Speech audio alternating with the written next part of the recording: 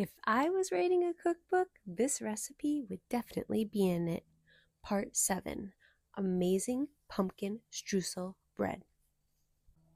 I found this recipe online, so it's not mine, and I'll link the original down below. But ever since I found this recipe, I have made it so much. Like, I'm not even kidding. I think I've made it 5 times already. I've made it in muffin form, in loaf form. It's very versatile. It's extremely delicious. I gathered all my ingredients and I began by preparing the loaf container. I can't think of what it's called, but I prepared it where I put parchment paper down and I buttered the exposed sides on either end. Next, I began by preparing the streusel topping. The streusel topping is really simple. It's quarter cup of melted butter and then quarter teaspoon of salt, half a teaspoon of cinnamon, 6 tablespoons of brown sugar, and then half cup of all-purpose flour, and mix them together. Place the streusel topping in the fridge while you make the loaf. The loaf itself is a pretty big loaf. I would even call it like an oversized loaf. Grows up tall when you're baking it, and it kind of spills over the side a little bit. Like, it doesn't spill over, but it definitely kind of has like that muffin top look to it. I began making the loaf by adding the pumpkin, oil, and the sugars and mixing them until well combined. One of the things that I love about this bread is that it uses up an entire can of pumpkin. Like, it's so helpful because oftentimes you just have like this little, quarter cup left of pumpkin in your fridge and you have to find something to do with that. So that's another feature of this recipe that I loved. After everything is well combined, you put in your eggs, mix them together until they're well combined. And then I added in the baking soda and the baking powder and 5 teaspoons of cinnamon. Yes, 5 teaspoons. It's a well-spiced bread. Then you add in your nutmeg and ground ginger and cloves as well. So maybe you're asking, why do I like it so much? Well, there's a lot of reasons. One is the flavor. It's delicious. It's well spiced. It's not too sweet, even with the streusel topping. And also, it's moist and tender. And it's moist and tender even a few days later, which is not the case with all type of loaf recipes. I make sure that all the ingredients are mixed together very well before I add the flour because I don't want any clumps of spice or baking powder or baking soda in there. After I mix it really well, I added in the flour and then I just kind of like folded that in so I didn't overmix it. And I realized that I just had the wrong tool for this, so I got rid of that whisk and I just got it in a spatula so I could fold it in a little bit more easily.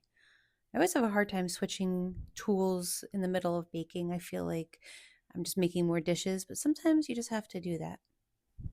After you folded all that together, you get your prepared baking dish. And I just use clothespins sometimes to keep the parchment paper in place so it doesn't shift and kind of like move out of the way. That's a little trick that I use. After all the batter was scraped into the pan, I went to the fridge to get the streusel topping that was chilling. And that's my favorite part of most of those things, the streusel topping. And I thought, oh, it'd be nice to leave some of the large chunks of the streusel topping because that's like such a treat when you get a big chunk of it. And while that's true, it is such a nice treat when you get a big chunk. I noticed it made it a little bit more difficult to slice the bread. So I would suggest just breaking up a little bit more. Because the bread is so tender, it can kind of like fall apart if you're cutting through a large chunk of the streusel. So I wanted to bake this out on the porch because it was such a nice fall evening. But by the time it was done cooking, it was nighttime. So this loaf needs to be cooked at 350 for at least 60, but up to 75 minutes. So this is the next day, and you can see how like the topping kind of goes over the side. What you need to do before you lift up the parchment paper is you're going to just trim along the side. The reason is if you lift up the parchment paper without doing this, you're going to kind of lift the streusel topping off of the loaf. So just trim a little bit along the side. And those are chef's treats, so lucky you, you have some streusel treats. And just remember, it's pretty tender, so just be gentle with it if you get one of those larger chunks of the streusel topping. Then, after you do that, you could use the parchment paper to lift the loaf out of the pan, and it came out really easily. This is a cooled loaf, and so it sat in the kitchen overnight. A few years ago, I was making something, and it was like winter time, and I put it out on the porch to cool down, like just for maybe 2 hours. And by the time it came back, a squirrel, I guess, ate half of the cheesecake bars, and that was really sad. So I don't let things hang out on the porch overnight. Too tempting, I guess. I have a love-hate relationship with the fall. I live in a part of New York State where it's actually very beautiful in the fall.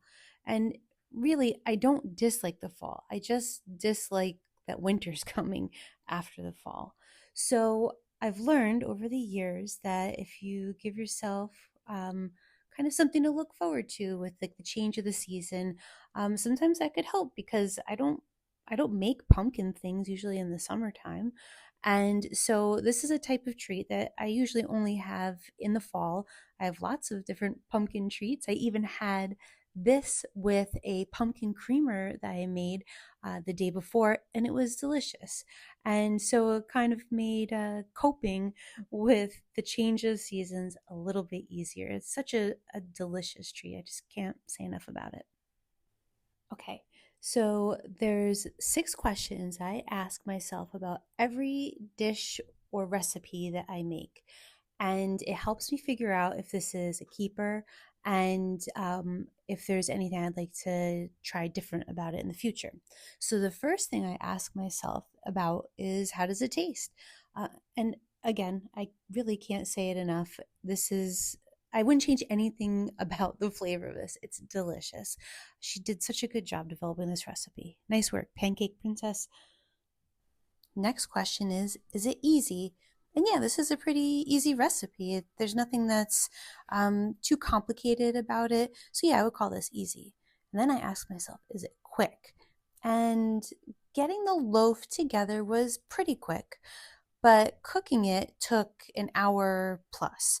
So I wouldn't call it like active time was fairly quick. Cooking time, you just have to figure out you're gonna be cooking it for at least an hour, and then you need to think about cooling time. So keep that in mind. Then I ask myself, can I make it in bulk? And I guess, I mean, if you have enough pans, I don't see why not. And then I asked myself, can I freeze it? And I did freeze it by making them into muffins and getting it all assembled and not baking it and just putting the uncooked version in the freezer. So, yes, you can freeze it. Lastly, what's the cost?